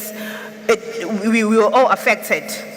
For me personally, I call it ukpapatiswa ngomlilo, because it forced a mindset shift, where we then had to think ukuthi we are forced to be in one space, asikwazi ukuya emsebenzini, imiholo inciphile. Therefore, what do we do now? As I mentioned, ukuthi my company, it started uma kuphela unyaka, ngiqala ukulima uma kuphela unyaka. So by March bese ngiqala harvest. I had started in the beginning of the year. I had started supplying our mama abadayisa rank. I had started supplying abantu abanama-tuck shop. I had not started to supply your big supermarkets. Now then, which meant ukuthi njengoba umama bengasaya rank beyodayisa. What then happens to stocking naso? Njengoba ngisho ukuthi it forced a mindset shift, and kwaphoqa ukuthi izinto sizenze unconventionally. I then had to go door to door to ensure ukuthi into enginayo emasimini ayibolele emasimini.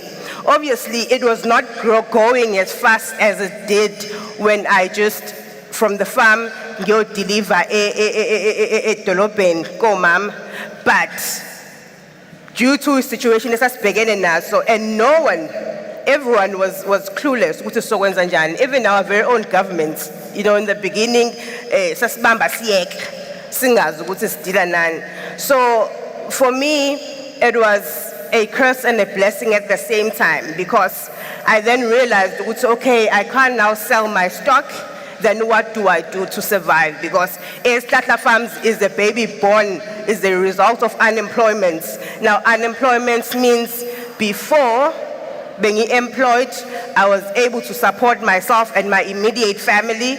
Now, I'm unable to support those that are dependent to me. But I still need to make ways to support the family and put food on the table. So I then ngidayisa emphakathini, and luckily enough, bathenga abantu and ukudla kwahamba. That is why I say maybe this might sound insensitive to other people, but to us, mostly farmers, it was, for lack of a better word, a blessing, because you guys needed food. And even those that did not have a market initially, bagcine sebeyinayo imarket because if ubudla benidla isinkwa sodwa ngosuku ingane zisesikoleni besebenza, now it means you need to have 3 loaves of bread because wonke umuntu uhleli la endlini umebhoreka uyavuka hambe eye kitchen ayodla ukudla. So you needed more food, and thina we were the right fit to that gap because we were there with the food and we were willing to supply you. However, there were restrictions to transportation. I have people who depend on transportation, mobility, but depend on public transportation. So then, which meant ngiyazibambela mina more than I had been doing before. It meant I now get people who are closer to him because you'd remember at the beginning, it only started in May. Even small businesses now are permitted to commute. So I was able then to do a permit for my employees after 3 months, almost 3 months lockdown. So which means my employees, which are mostly females, young females, for April and May, they did not have income. So it really affected their state of mind, anxiety, not being able to support their own families.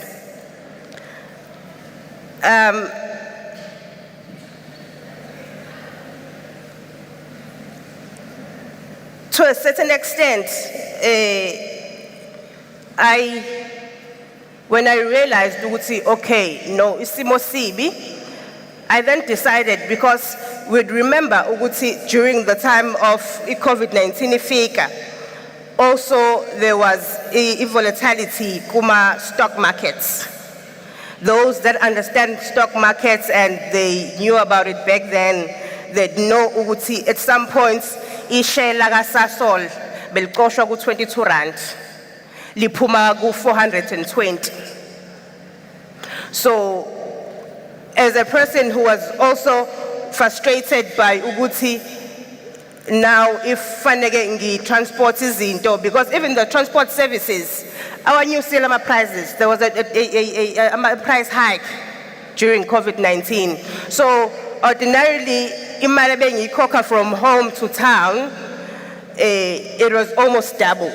So now, which meant now I need to sit down and think of how I'm going to manage into yama funds, whilst also I ensure ukuthi service nokudla lokho kusekhaya kuyahamba. But also, even when ngikhuphula ama prices I had to ensure ukuthi ama prices awabi ridiculous, because uspa uyasidinga spinach, uspa needs it at the very same price, by the way, because that's another thing baphathiswa ekumele siyibuke. In terms of agriculture, there's a lot that needs to be done, because isa kukhona uhlobo uhlanga thizeni labantu that is hogging over a space agriculture.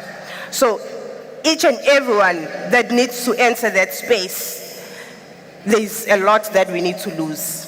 For example, abangeni ukuthi mina ngumuntu omusha wesifazana omnyama ngizobadayisela ispinach basifune ngo5 rand. They want to determine my price. When makuzofika omunye umuntu, I actually proved that kuzofika omunye umuntu wesilisa wakolunye uhlanga asidayise ngo7 rand or 8 rand. So there's a lot of regulation and policy amendments or strategic planning around the sector, the agricultural sector, to support young emerging farmers especially, and young black farmers, because I see totally expression in the departments or in the space, in the sector of agriculture. So, as I've mentioned, Uguti, COVID-19 for us entrepreneurs, it forced us to be creative, innovative, and think outside the box for us to continue being in business. Because we all know ukuthi kunabantu kade besebhizinisini before COVID-19 and after COVID-19 abasekho because they did not survive. I'm not necessarily saying it is because they were not creative, but we sifike ebhizinisini ngeyinhloso engafani. And for most people, baye ebhizinisini because badinga to put food on the table and there's no sustenance plan. Akukho ukuthi i-profit sidla, i-profit isiphinde sidle because ekugcineni ingane ekhaya fanele igcine idlile. I can safely say ukuthi amongst us black people, black young people, kusa mkhulu umsebenzi kumele siwenze, uhulumeni awenze nathi siwenze ukuze sizo understand business because we are still understanding ngendlela business. Most people don't do bookkeeping in business solely because imali abayitholayo they need to put bread on the table. So whether profit imagine yami ifike lapha or ayifikanga egcineni ingane need to be fed. So then how do we ensure ukuthi the businesses that some of them government funds they still maintain?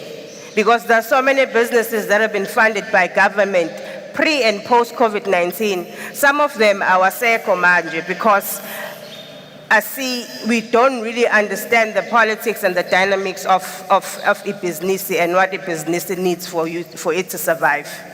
So I'd say COVID-19 because I'm running away program director from sharing my own personal experience kakhulu because for me, COVID-19, as I said, it was a blessing. I'm not funded, I'm a self-funded business, but the expansion yami yenzeke because of COVID-19. I mentioned that stock market volatility, it assisted me ukuthi when I had made 500 rands worth profits today, I then go and buy shares asenkampanini thizeni due to market being volatile. 3 weeks later, from 500 rands, I have almost 2,000 rands. I then withdraw that 2,000 rands and then go investor back to the business. That is mostly because I had a bit of an understanding of how the business works, but it's not each and every young person that has the same understanding that I did. Hence, I want to speak with voice yomuntu who had the worst experience of COVID-19. Hence, when I was called for this program, I then decided to speak to other farmers and other young women to hear their lived experiences because I was lucky ukuthi my business was able to live this far, even post-COVID-19, but some of them did not. Thank you. Bese ngilikhohle igama lakho likaNqobile phela ububizwa ngodelegate ngeminye iminyaka edlule sibiza ngodelegate. Thank you very much Ms. Nzuza for that input. I think one of the things that we must look at, Honorable Speaker, is how do we ensure as government and as oversight bodies the economic emancipation and participation of young women, because we have government that is the biggest procure. Government every other day. Angifuni ukwenza example ngala esikhona khona. But government has programs and events and outreach programs almost every other day. How does government then ensure that young people, particularly young women, play a role in those programs or events that they're doing? We have a government that procures tissues every day. There's tissue in the bathroom. Ukhona umntwana waseMayville who manufactures tissues and sanitary towels. How do we ensure that young woman becomes the service provider of government? Because the government cannot only train us, then kusala kungena market linkage. So one of the issues that were prevalent during COVID-19 was the informal economy. So no mama, some of our friends or our colleagues, when COVID-19 happened, there were no mama, even young women were affected by that because so it's one of those things that affected us kakhulu as women, particularly as young women. That in the next, because we cannot predict, Honorable Speaker, ukuthi COVID was our last pandemic. We had floods. And up until today, we have women, particularly young women, that are still living in shelters.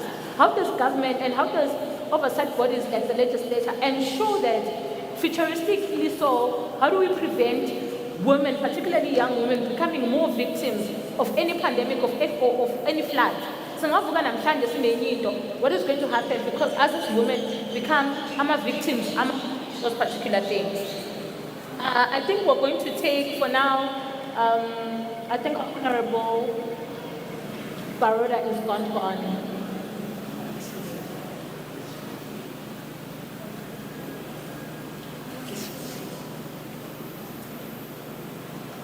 Oh, she's not there. We really wanted to hear her voice and oh, you can, oh yeah. Let's clap hands for her. She's here now. Sure.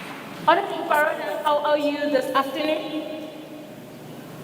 Yeah, good afternoon, everyone. Oh, good. Thank you. I did get your profile, Honorable. Maybe just allow me to read through your profile, and then we are going to start in the next minutes. Honorable Baroda, I'm sorry if I'm pronouncing your surname wrong. She's a member of Parliament for Kamuli Municipality in Eastern Uganda.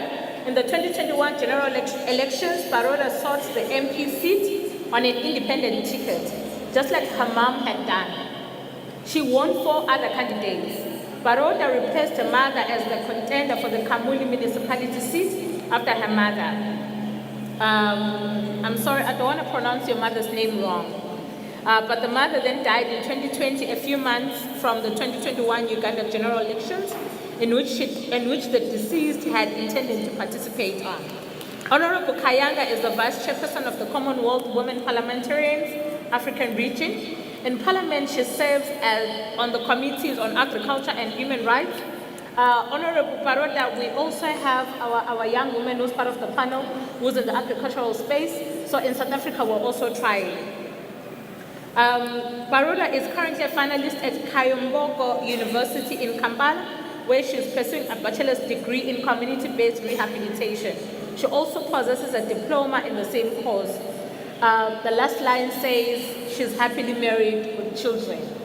Essentially, Honorable Baroda is a Honorable Kayanga, you can go ahead. Thank you so much.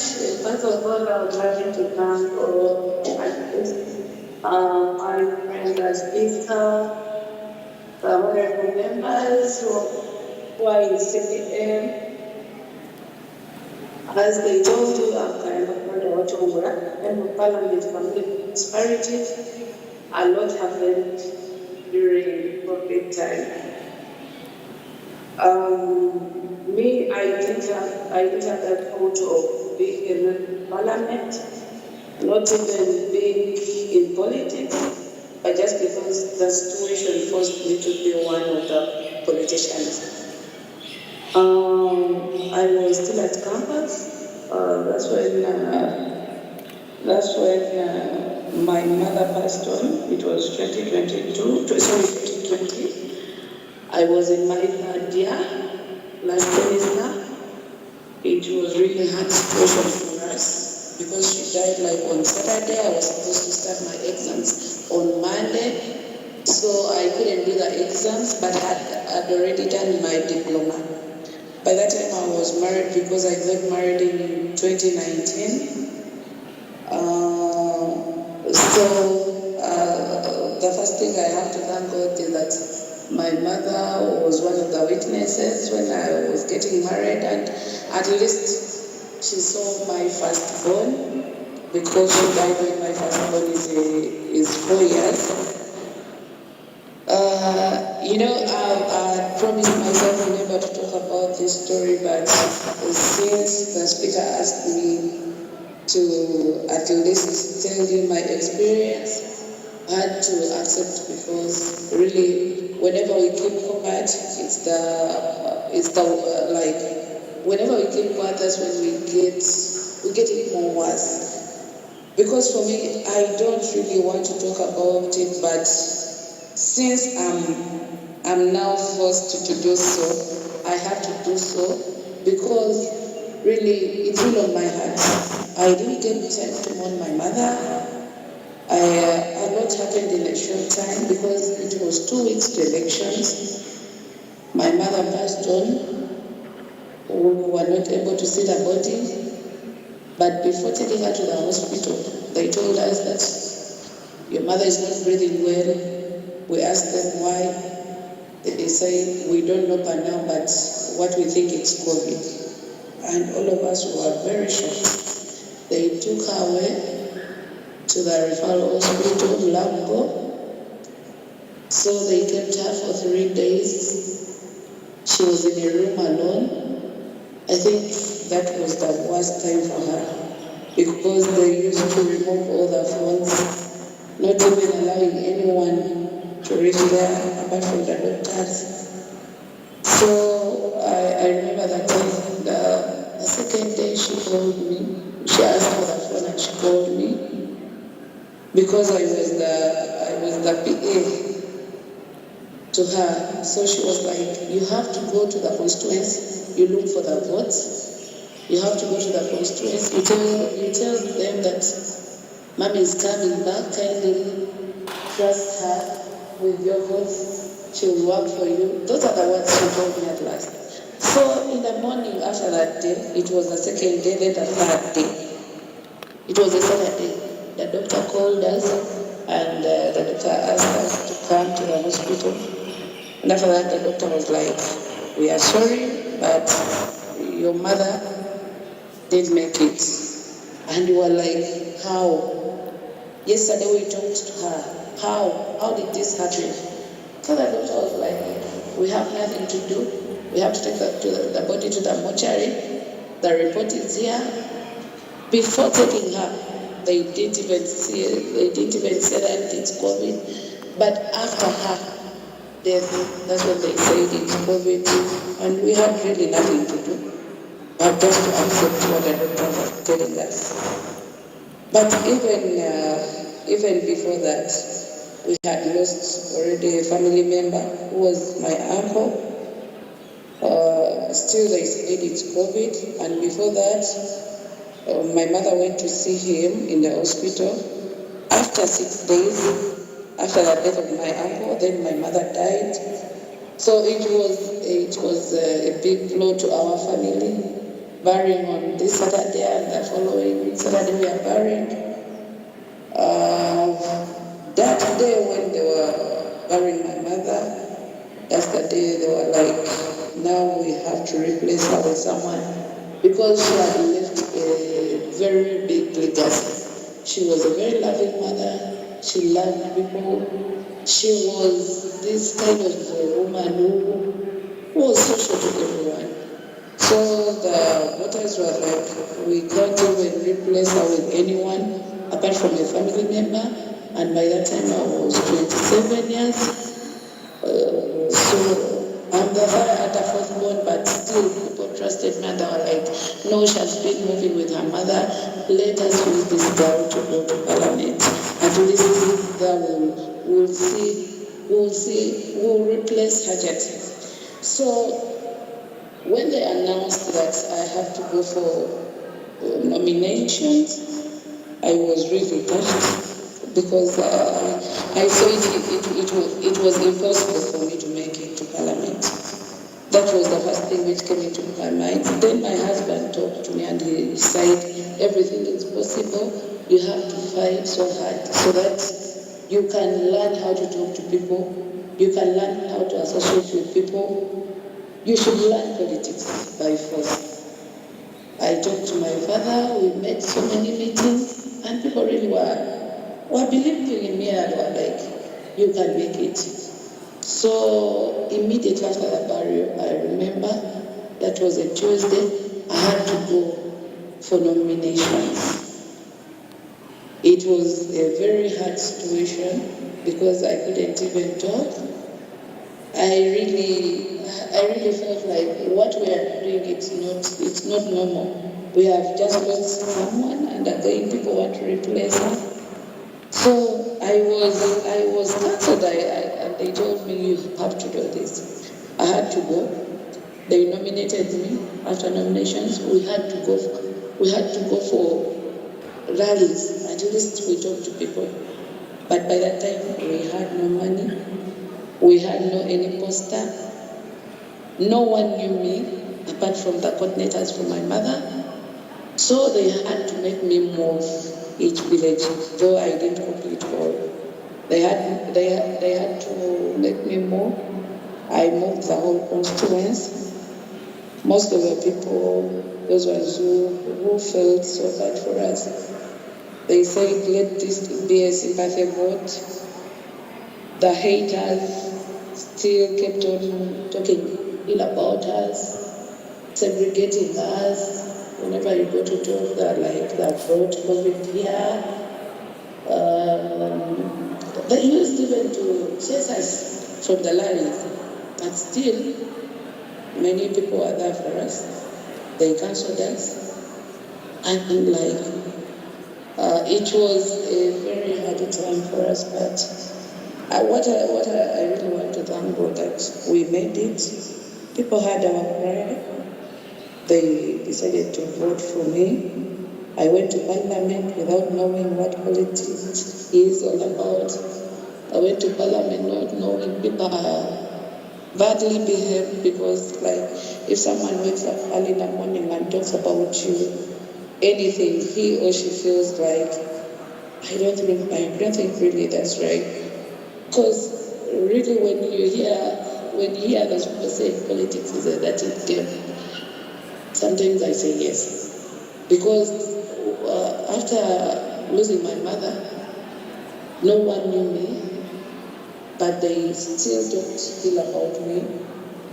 And my father told me, that's what we call politics. You have to be strong. You have to swallow whatever they say. Never reply anyone. Continue with what you are going to do for the people. And I did have the manifesto as me. The manifesto which I used, it was for my mother.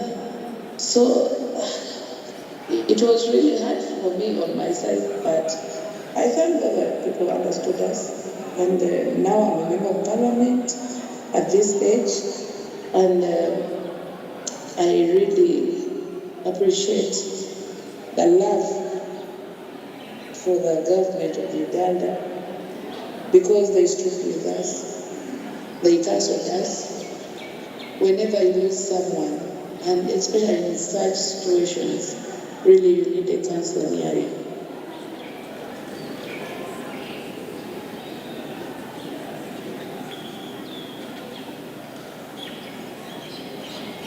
Thank you, Honorable Member.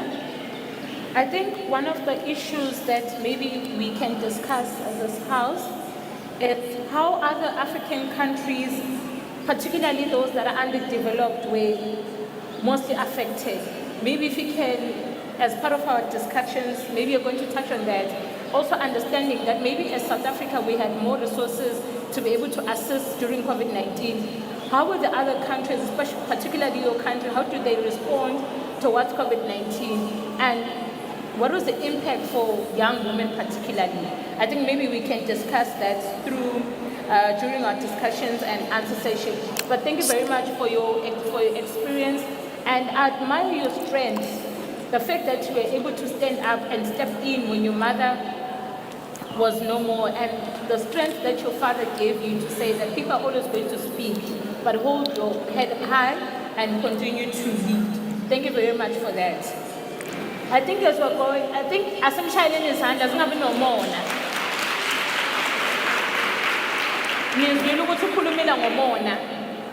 Sorry, Honorable Member, I'm telling them that they must not be jealous of you. They must clap hands for you. I think we're going to proceed to take Miss Zamamnube.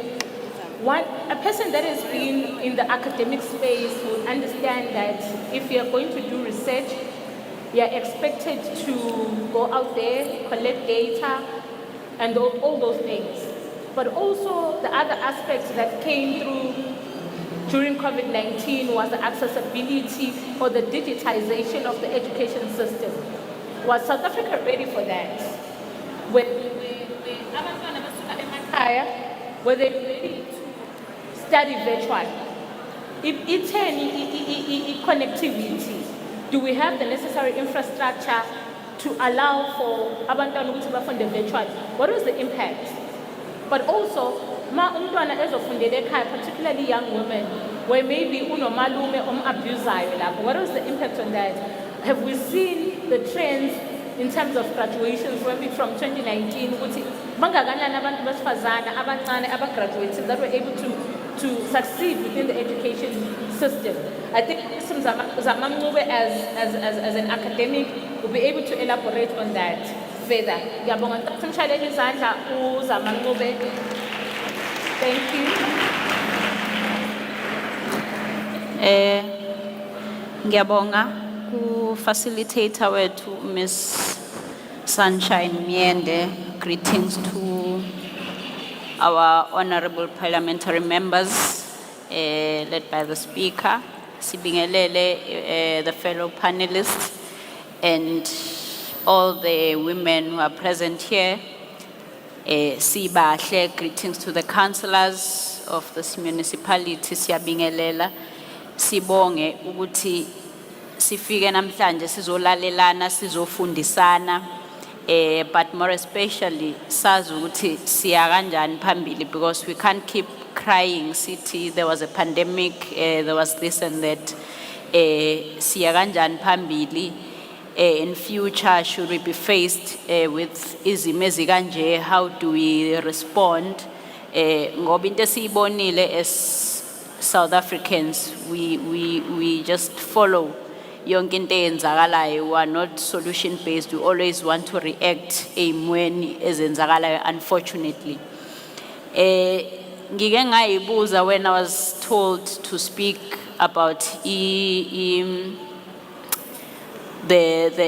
impact of COVID-19 on the academia, because firstly, I was still a lecturer and I was a student as well. So I'd like to speak about both these things, ngoba I believe they're both affected. Firstly, engakusho nje, taking from what Sunshine has just said, it's very unfortunate that South Africa yethu esiphila kuyo, most of the things we live ngezinto that are on paper but that are not practical. Because firstly, our students, remember COVID yafika, and then in March there was lockdown. So you had your first year students ayefika ngaleso sikhathi coming from different backgrounds.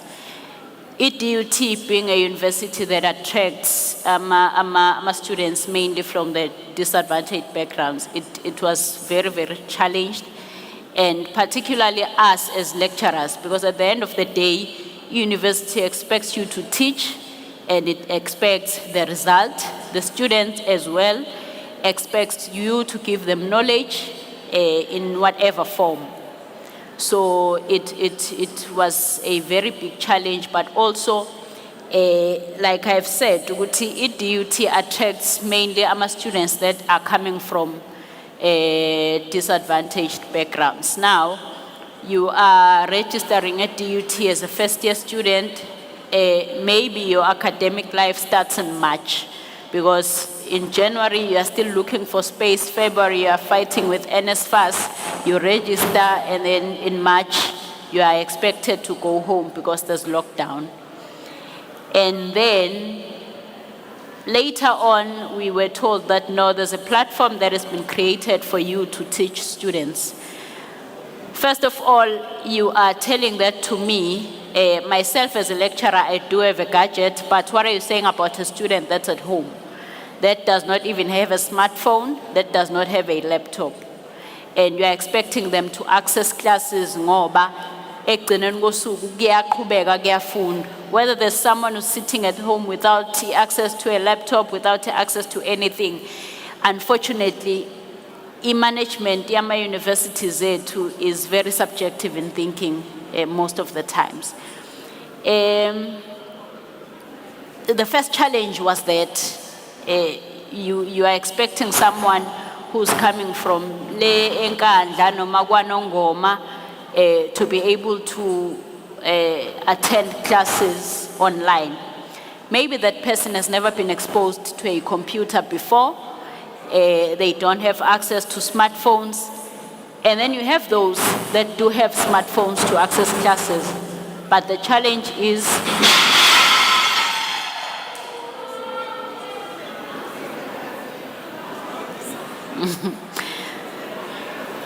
Pepisan. The challenge with that is akufundwa mahala la, there's a data struggle. Kuzofanele ube ne data to be able to connect, and that is not free. Unfortunately, ama universities to how they operate, they'll give data for free to 10 students, and then they'll go to the media and say, we have given students data, so they can't be complaining. You do have a person who's connected, but where they are staying, there's no network connectivity. There are issues of connection.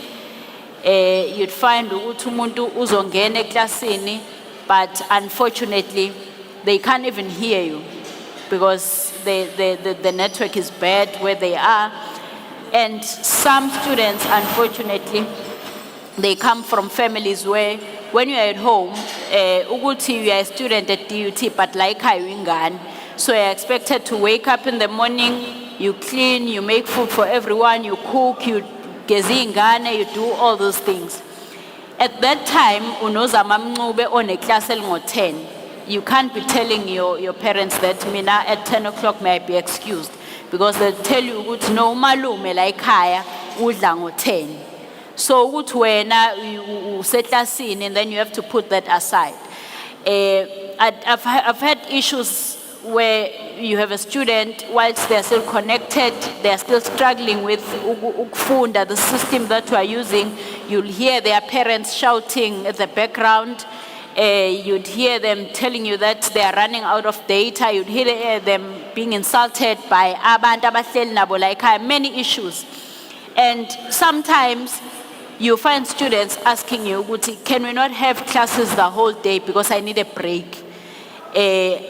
I went to university ngoba ngithi I'm taking a break from being here at home because of the izimo abaphila kuzona. And then they are then expected to come back bezophila kule environment abebethi bayibalekela be university. And then in that midst, now you as a lecturer, you understand to a certain extent.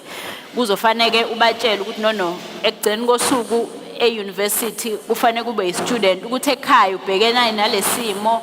And all these cases most of the time are coming from young women, because I don't remember having any case of a male student besides them struggling with the data and network connection. But young women were subjected to live under very, very serious conditions. And then another thing, these systems that were introduced during the lockdown,